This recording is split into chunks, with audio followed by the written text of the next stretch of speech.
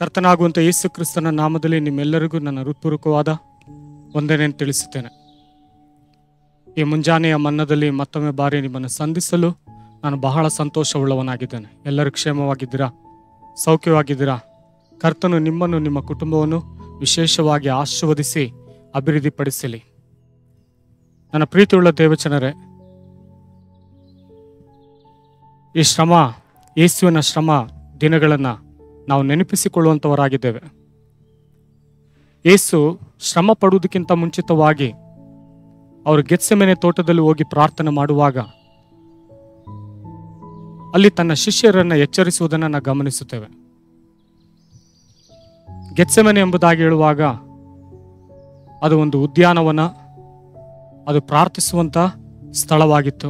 ಯೇಸು ಕ್ರಿಸ್ತನು ತನ್ನ ಜೀವಿತದಲ್ಲಿ ಪ್ರಾರ್ಥನೆ ಮಾಡುವುದಕ್ಕಾಗಿ ಆರಿಸಿಕೊಂಡಂಥ ಒಂದು ಸ್ಥಳ ಎಣ್ಣೆ ಮರದ ಗುಡ್ಡ ಅಂತನೂ ಕರೀತಾರೆ, ಉದ್ಯಾನವನ ಅಂತನೂ ಕರೀತಾರೆ, ಅದಕ್ಕೆ ತೋಟ ಎಂಬುದಾಗಿನೂ ಕರೀತಾರೆ.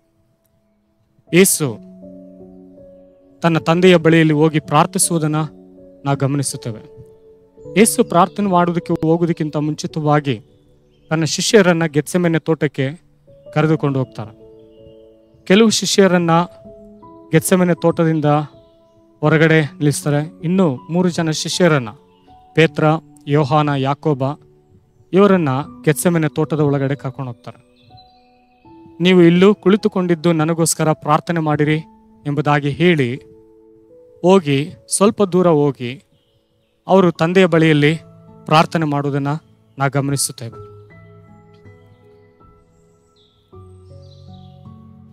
ಒಂದು ಸ್ಥಳದಲ್ಲಿ ಗಮನಿಸುವಾಗ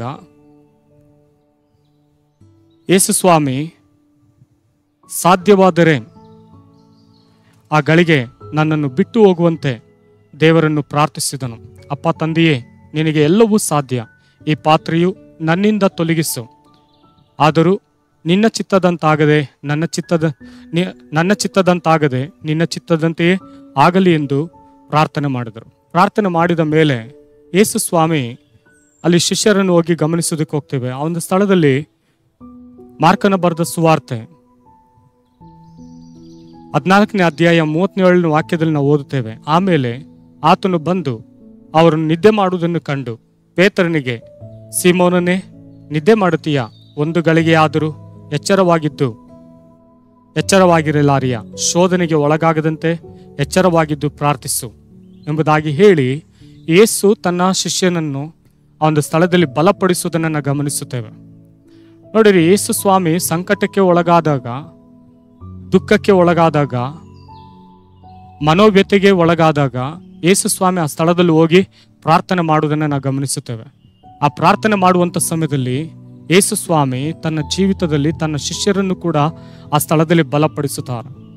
ಅವರು ದುಃಖ, ತನ್ನ ಮನೋವ್ಯತೆಯನ್ನು ದೇವರ ಮುಂದೆ ಸುರಿಸುವಂಥ ಸಮಯದಲ್ಲೂ ಕೂಡ ತನ್ನ ಶಿಷ್ಯರು ಅವ್ರನ್ನ ಎಚ್ಚರಿಸಬೇಕು, ಅವನ್ನ ಬಲಪಡಿಸಬೇಕೆಂಬುದಾಗಿ ಹೇಳಿ ತಾನು ಪ್ರಾರ್ಥನೆ ಮಾಡುವ ಸ್ಥಳವನ್ನು ಬಿಟ್ಟು ಬಂದು ಆ ಸ್ಥಳದಲ್ಲಿ ಶಿಷ್ಯರನ್ನ ಎಚ್ಚರಿಸುವುದನ್ನು ನಾವು ಗಮನಿಸುತ್ತೇವೆ.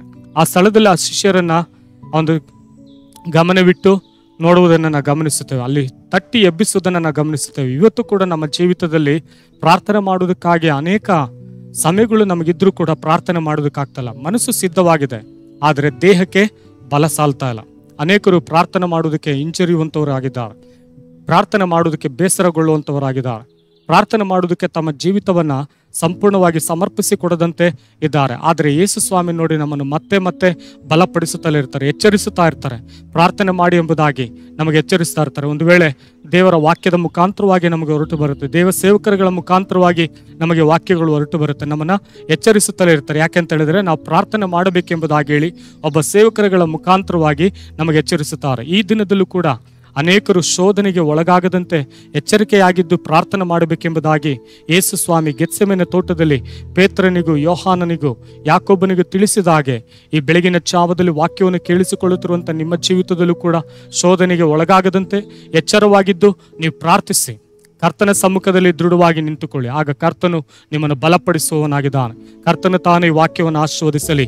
ನಾವೆಲ್ಲರೂ ಕಣ್ಣುಗಳನ್ನು ಮುಚ್ಚಿ ಪ್ರಾರ್ಥಿಸೋಣ. ಪರಿಶುದ್ಧವಾದ ದೇವನೇ, ಈ ದಿನದಲ್ಲಿ ಸ್ವಾಮಿ ಗೆತ್ಸೆಮನೆ ತೋಟದಲ್ಲಿ ಶಿಷ್ಯರಿಗೆ ಹೌದು ಕರ್ತನೆ, ಎಚ್ಚರವಾಗಿದ್ದು ಪ್ರಾರ್ಥಿಸಬೇಕೆಂಬುದಾಗಿ ಹೇಳಿ, ಶೋಧನೆಗೆ ಒಳಗಾಗದಂತೆ ಹೌದು ಕರ್ತನೆ ಪ್ರಾರ್ಥನೆ ಮಾಡಬೇಕೆಂಬುದಾಗಿ ಹೇಳಿ ಅವ್ರನ್ನ ಎಚ್ಚರಿಸಿದ್ರಿ ಸ್ವಾಮಿ.